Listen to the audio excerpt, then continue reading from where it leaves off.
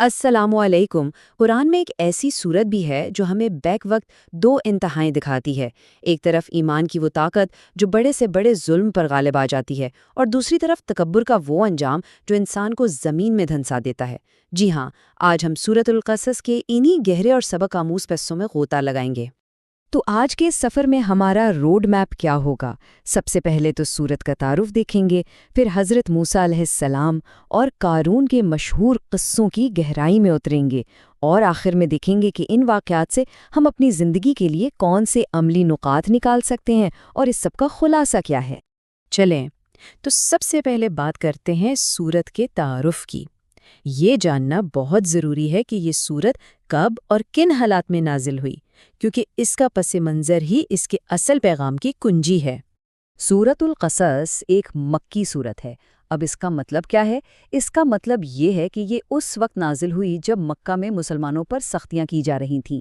اسی لیے اس کا مرکزی موضوع حضرت موسیٰ علیہ السلام کا قصہ ہے، تاکہ اس وقت کے مومنین کو ظلم کے سامنے ڈٹ جانے کا حوصلہ ملے۔ اچھا، اب ذرا اس سورت کے نام پر غور کریں۔ نام ہی کتنا دلچسپ ہے، القصص۔ اس کا مطلب ہے قصہ یا واقعہ بیان کرنا۔ یہ نام آیت 25 سے لیا گیا ہے، اور یہ اس بات کی طرف اشارہ کرتا ہے کہ اللہ تعالیٰ کس طرح واقعات کو بہترین انداز میں بیان کرتا ہے، تاکہ ہم ان سے صرف سن کر نہ گزر جائیں بلکہ گہرے سبق سیکھیں۔ تو یہ سمجھنا بہت ضروری ہے کہ یہ صرف ایک تاریخی قصہ نہیں تھا۔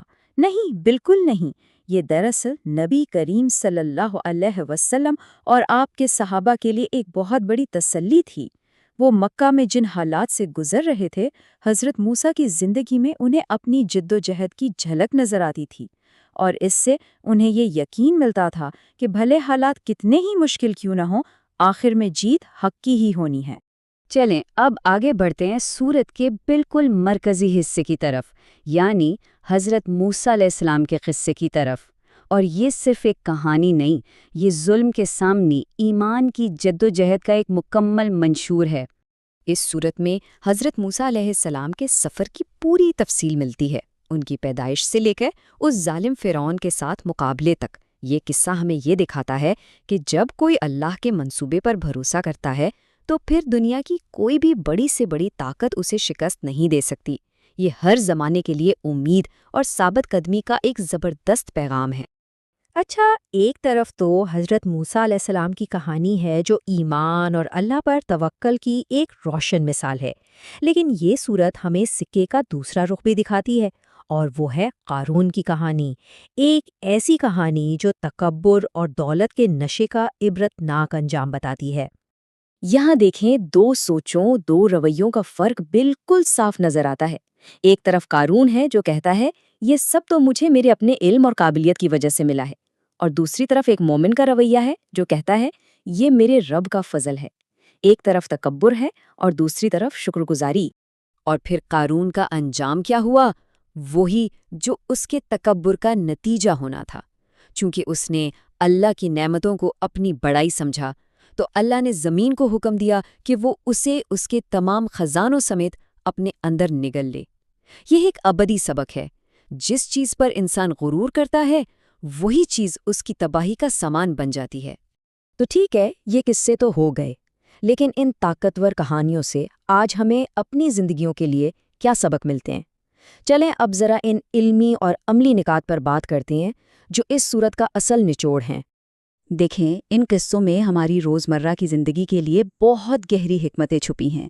یہ صورت ہمیں سکھاتی ہے کہ ہدایت کیسے مانگنی ہے، دنیا اور آخرت میں توازن کیسے رکھنا ہے، اور کیسے اللہ کی ہر نعمت کا شکر ادا کرنا ہے۔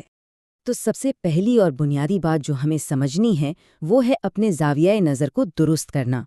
یہ صورت ہمیں بار بار یاد دلاتی ہے کہ ہدایت اللہ کی طرف سے آتی ہے، یہ کوئی ایسی چیز نہیں جسے ہم اپنی مرضی سے حاصل کر لیں۔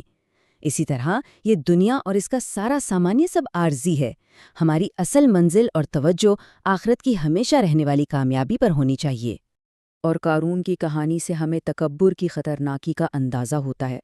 یہ تکبر چاہے علم کا ہو، ہنر کا ہو یا دولت کا، یہ سب اللہ کی طرف سے ایک آزمائش ہیں۔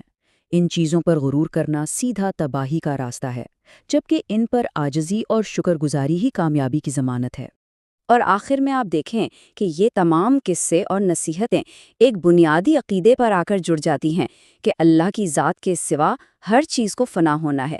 یہی وہ سچائی ہے، یہی وہ حقیقت ہے جو ہمیں شرک کی ہر شکل سے بچاتی ہے اور ہماری عبادت کو صرف اور صرف ایک اللہ کے لیے خالص کر دیتی ہے۔ چلے اب اس ساری گفتگو کو سمیٹتے ہیں۔ اس گہرے مطالعے کے بعد سورۃ القصص کے وہ کون سے بنیادی پیغامات ہیں جو ہمیں ہمیشہ اپنے ساتھ رکھنے چاہیے؟ اگر ہم اس پوری صورت کا نچوڑ 3 نکات میں بیان کرنا چاہیں تو وہ یہ ہوں گے۔ پہلا قدم، اللہ کے پلان پر بھروسہ کریں، بالکل حضرت موسیٰ علیہ السلام کی طرح، چاہے حالات کتنے ہی ناممکن کیوں نہ لگیں۔ دوسرا قدم، تکبر سے بچیں، قارون کے انجام کو ہمیشہ یاد رکھیں اور عاجزی کا راستہ اختیار کریں۔ اور تیسرا قدم، اپنی توجہ آخرت پر مرکوز کریں، یہ پہچانیں کہ یہ دنیا عارضی ہے اور اصل کوشش ہمیشہ کے اجر کے لیے ہونی چاہیے۔